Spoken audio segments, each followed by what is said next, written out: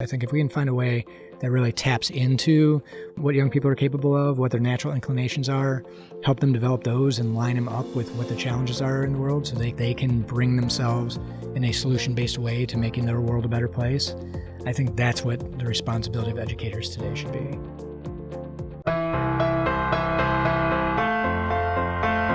Throw out homework, worksheets, ominous buildings, hall passes, herds of students, grades, all of it. What would you build? If you start with the amazing thing that is a young person, how would you honor all of their strengths and abilities?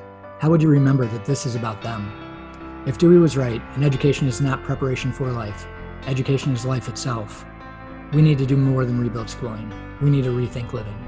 Welcome to the Education is Life podcast, where we're having honest discussions on the state of education, where it is, where it can be, and all of the stories in between. So I think the challenge with the overall education system today in terms of achieving kind of next stage growth and really unlocking human potential is twofold. One is the traditional educational model that we've been doing now for 120 plus years. The other is the way in which we are funding schools. So the model there is around traditional ed, which was originally designed to how do we separate people who are going to go on and become academics versus people who are going to go and work in factories. That just isn't our world anymore. In fact, a lot of people are going on to become academics. There's no jobs for them anymore, especially with a decrease in college enrollment.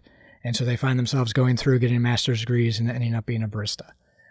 Which nothing wrong with being a barista. It's just hard to be one when you also owe $100,000 in school debt. As far as public-private, that's a funding question. And the real problem with funding, once a model's decided upon, that is the model that gets funded. And then there's a lot of entrenched interests that hold on to that model. And it ends up becoming a fight between politicians, administrations, and teachers of where's the money going to go? How can we make sure we get our fair part of it?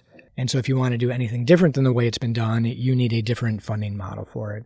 And that's what private is. The problem with that private is historically what it's really meant is I have enough money that I don't need to send my kids to public school because we are quote unquote better than that. And so we're going to take our kids out and put them in this special little enclave. The problem is the education model has been historically the same, whether it's been public or private, with the exception of some small one-off type places. And so what we're really looking to do is how can we create a tuition-funded model that's affordable, that really takes advantage of all the things that a different type of education have to offer. With all of the changes that we've had in technology in terms of understanding how the brain works and how it learns, cognitive science stuff, and where society is, there's so many more powerful ways of preparing our kids for their future than that traditional model.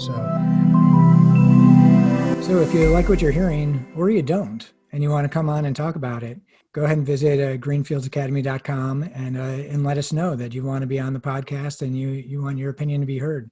I'd love to hear from you.